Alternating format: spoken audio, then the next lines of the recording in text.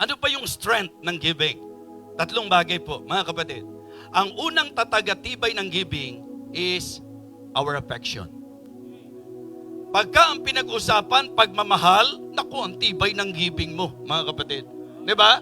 Ang magiging pagbibigay ng isang Kristiyano'y matibay kung ang kanyang pinangahawakan, kung ang kanyang dahilan, kung ang kanyang motibasyon, pag-ibig. Diba? Alam nyo po ang isang tao kapag ka nagmahal. Alam po natin kapag ka may pagmamahal. Pag may pagmamahal, walang pilitan. Pag may pagmamahal, walang utusan. Pagka may pagmamahal, kusang loob na bumubukal. Amen? Diba? Pag mahal mo, nag-iisip ka ano kaya ang po pwede kong ibigay? So bakit kailangan na tayo po ay magpilitan kung ang pag-uusapan, ang usapan na tibay ng giving ay ang pagmamahal? Mga kapatid, wala pong nagmamahal na kailangan mong pilitin. Kaya sa church natin, mag-anniversary tayo, may campaign tayo, anong bilin ko? Walang pilitan. Kasi ang pinag-uusapan natin sa campaign natin, loving the Lord by loving the lost and the laborers. We will express our love to God by loving His servants.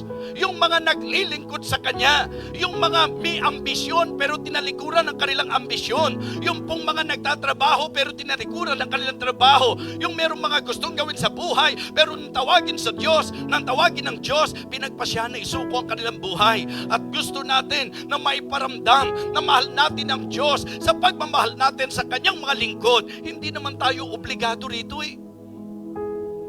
Alam niyo po ba kung bakit nagiging tibok ng puso niyo po ito? Hindi naman tayo obligado. Kahit di natin gawin to, wala naman po tayong problema, mga kapatid Kaya lang po, hindi ko mapigil Hindi ko mapigil na kapag ka magpapasalamat at magpupuri tayo sa Diyos sa lahat ng ginawa ng Panginoon sa church na ito, na-realize nyo ba kung gaano kabuti ang Panginoon sa Living Water Baptist Church? Na-realize nyo ba kung gaano kabuti ang Panginoon sa individual na mananampalataya sa church na ito? Na-realize mo ba kung anong ginawa ng Panginoon sa iyo? Kung saan ka nagpasimula at nasaan ka na ngayon? Kung saan ka niya tinampot at saan ka niya dinadala? Kung gaano nakapagpapala ang naging yari at naghanap sa buhay mo? Just try to imagine that. Pagmamahal, mga kapatid. Tingnan niyo po ang sabi ng Bible sa verse number 1 ng chapter 116 ng text natin. Ang opening ng Psalm 116 is about the expression of His love. Ang sabi niya, I love the Lord because He hath heard my voice and my supplication. Yun ang benepisyo. Diba? Yun po, kung kukunin po natin ang verse number 1, doon sa sinabi niyang, what shall I render unto the Lord for all His benefits toward me? Ang isa po sa benepisyo natin, may Diyos na sumasagot sa ating panalangin. I love the Lord because He hath heard my voice and my supplications, because He hath inclined His ear unto me. Therefore will I call upon Him as long as I live. Mga kapatid, malinaw po na Siya mismo nagsabi, kaya ko mahal ang Panginoon sapagkat Siya ang nakikinig sa akin. Siya ang sumasagot sa aking panalangin. Amen? Alam niyo mga kapatid, mga minamahal, kapag ka ikaw ay natutong kumilala kung kaano kabuti ang Diyos, hindi pwedeng hindi mo siya mahalin. Pag-aralan natin. Di ba? Hindi mo po pwedeng ipilit ang pag-ibig ng isang tao sa Diyos. Kasi ang pag-ibig, tibok ng puso yan Di ba? Tibok ng puso yan. At alam nyo po ba mga kapatid, sa usapang ligawan, ayan, para medyo kiligin kayo ng konti. Di ba? Yung mga babaeng may asawa dito, yung mga babaeng niligawan dito, right away ba? Mahal mo kaagad yung tao? Hindi. Pero naramdaman mo yung effort niya. Naramdaman mo na talagang para sa kanya, malayo man, malapit din, pilit ko ring mararating. Di ba?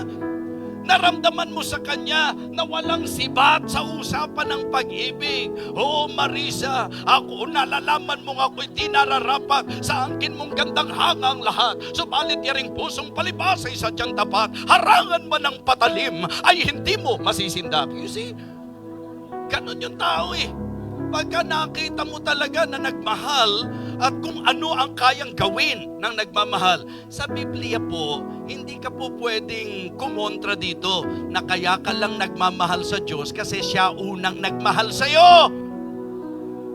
Baka naman merong nauna sa inyo. Ay, ako, bago pa ako mahalin ng Panginoon, siya ako unang nagmahal sa Kanya. Mag-usap kayo ng Panginoon. Kasi baka mali yung sinabi niya. Baka mali yung sinabi ng Biblia. Mga kapatid, we love Him because He first loved us. At yung pag-ibig ng Diyos na yan, hayag po yan sa buhay natin. Tingnan niyo po ang sabi ng verse number 5. Ang sabi po, gracious is the Lord and righteous. Ye, our God is merciful. Yung pagmamahal ng Diyos na lagit-lagi, uulitin ko sa inyo, na ang kapahayagan ng love ng Diyos ay sa pamamagitan ng grace and mercy. Okay? Kasi yung grace, unmerited favor. Yung hindi ka naman karapat-dapat, pero pinapaging dapat ka. Amen? Yun po mga kapatid, ini-enjoy mo yung mga unmerited favor na hindi ko deserve, pero pinararanas ng Diyos sa akin. Yung mercy naman, ito naman yung dapat sana pagdusahan mo. Dapat sana maranasan mo. Pero because mahal ka ng Diyos, yung mercy niya, yung habag niya, ang ipinaparanas niya sa iyo. Dapat sa impyerno ako pupunta, pero dahil merciful siya, nung nanampalataya ako sa Kanya, hindi na ako sa impyerno pupunta.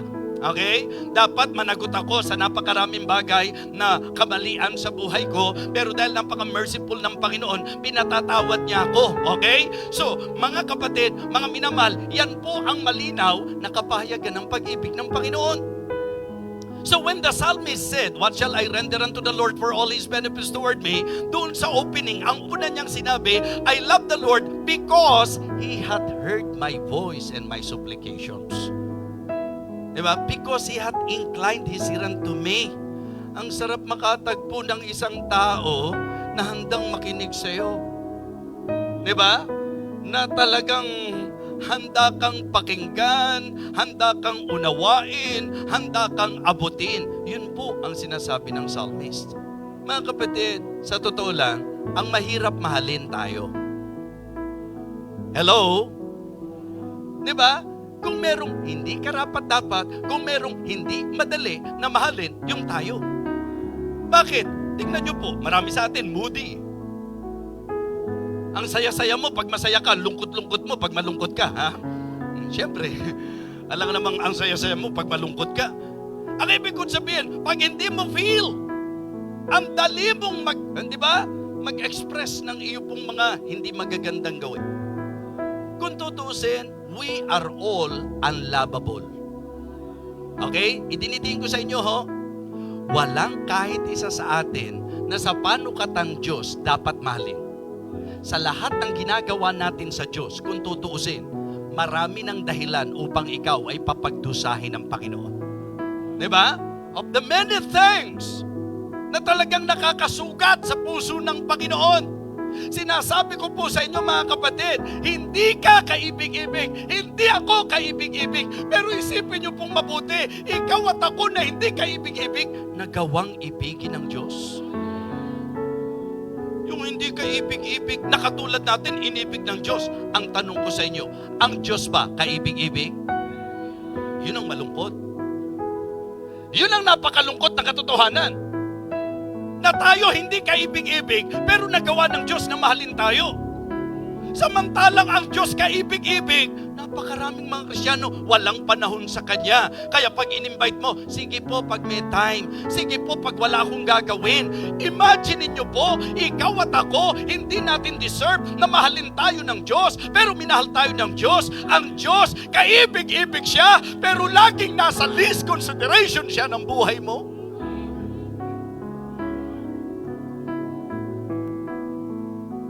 Alam niyo kung gaano kasakit yun sa Diyos? Na siya na nagbigay ng lahat sa iyo, pati buhay mo. Tapos sasabihin mo, sige pag may time po ako, sige pag wala po akong magawa.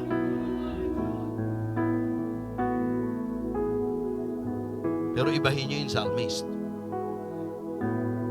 Because of his deep realization of the goodness of God in his life, ang sabi niya, I love the Lord. And I'm telling you this morning, hindi po problema ang usapan ng giving sa isang Kristiyanong nagmamahal. Kasi pag nagmamahal, ang iisipin mo, ano kaya maibibigay ko? Ano kaya mai-offer ko? Diba? Yun po dapat ang takbo ng isip eh. Tingnan niyo po ang sabi ng 2 Corinthians chapter 8, mga kapatid. Sa 2 Corinthians chapter 8, ito pamilyar po sa atin eh. Pag inisip niyo po ito, mga kapatid, ipinakita ni Apostol Pablo ang klarong larawan na ang usapan ng giving hindi yaman at hirap eh. Ang linaw-linaw po, mga kapatid.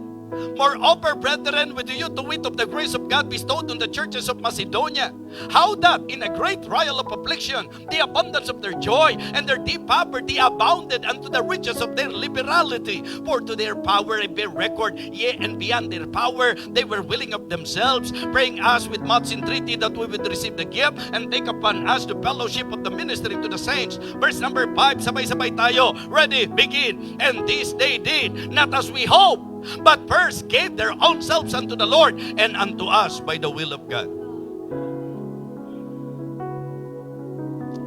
Mrs., hindi ba kaya ka na-inlove sa mister mo?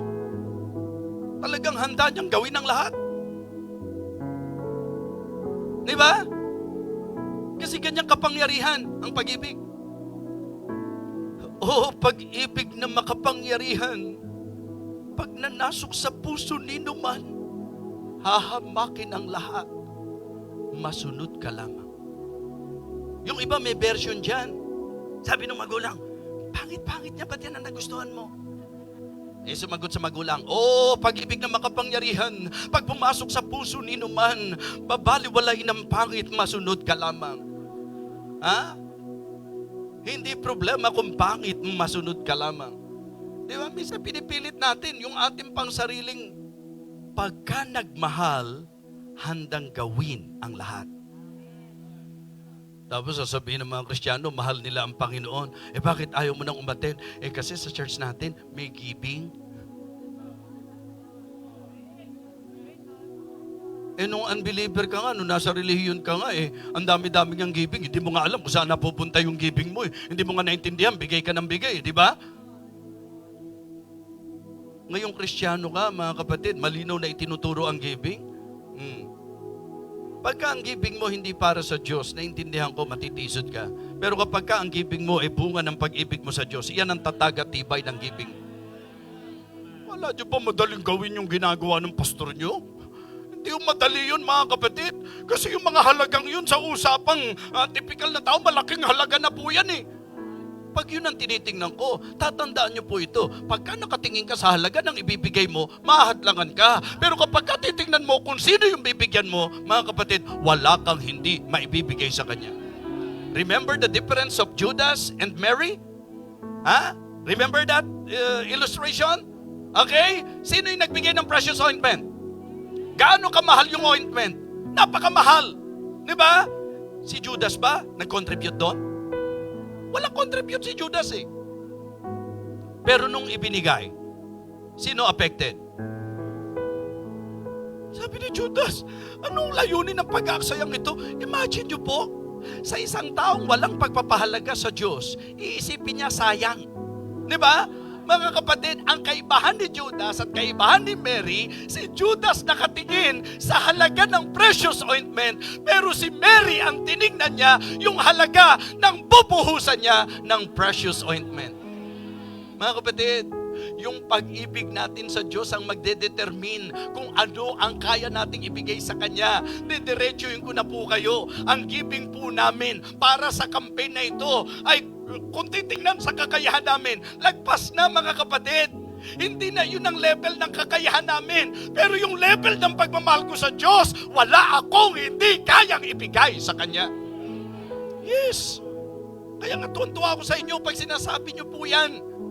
Na kaya kayo na-challenge kasi nakikita nyo naman sa example, di po ba? Kaya nga sabi ko, leaders, walang pilitan. At kung sakali man na sa group ninyo may nakapilit sa inyo, ngayon pa lang sasabihin ko sa inyo, pwede kayong umatras dahil hindi po dapat i-practice sa church ang pagpipigay dahil napilitan. Dapat to pagpipigay dahil sa pagmamahal.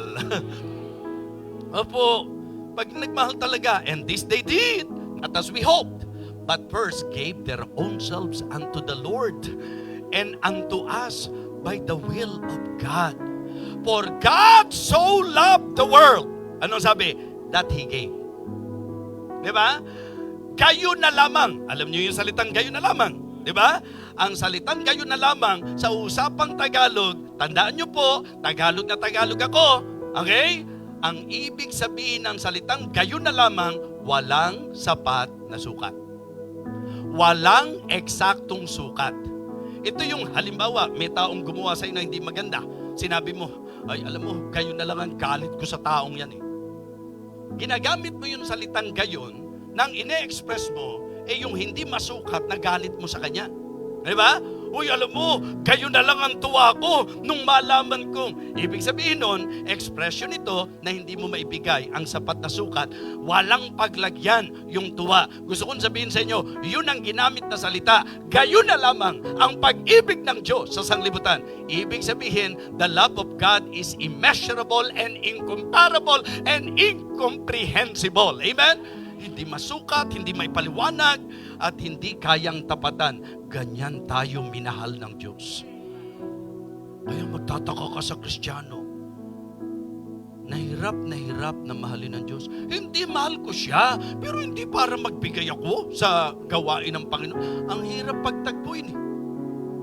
Kasi naging matibay sa atin yung sinasabing pagmamahal ng Diyos, hindi lang sa kanyang pagbibigay, kundi kung ano yung kanyang ibinigay. Naintindihan niyo po? Huwag kayo doon sa level lang na dahil mahal ko, magbibigay ako. Mga kapatid, pagka lumalim ka sa usapan ng pagmamahal, hindi ang issue doon, kaya nagbigay kasi nagmamahal. Mga kapatid, ang issue, kaya ganong katindi ang ibinigay dahil matindi ang pagmamahal. Kaya kung ang sinasabi ng Biblia, for God so loved the world, that He gave His only begotten Son. Mga kapatid, kung sinasabi naman natin, for, di ba? For the believer, because you love the Lord. Di ba?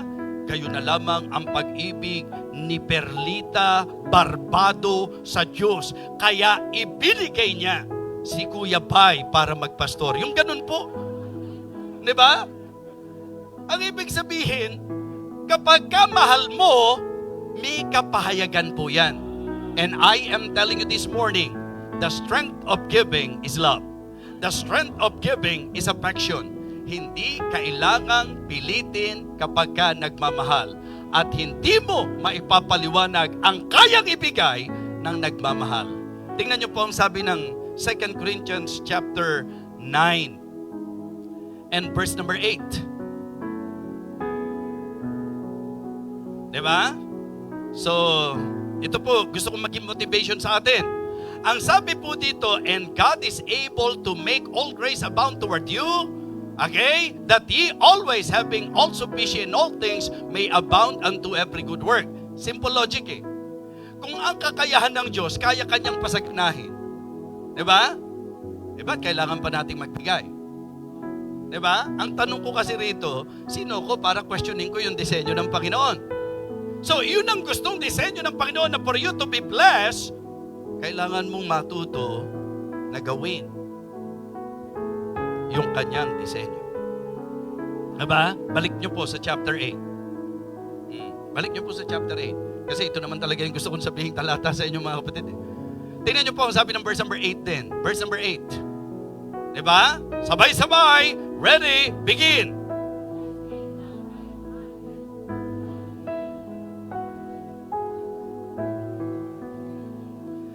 Mali ba yung puntos natin na ang lakas at tibay ng pagbibigay ay pag-ibig? Diba? Tingnan nyo sabi niya, I speak not by commandment, but by occasion of the forwardness of others, and to prove the sincerity of your love. So kaya mga kapatid, the strength of giving, I believe, is affection. Diba? Tingnan nyo yung example ng 1 Chronicles chapter 29. 1 Chronicles chapter 29.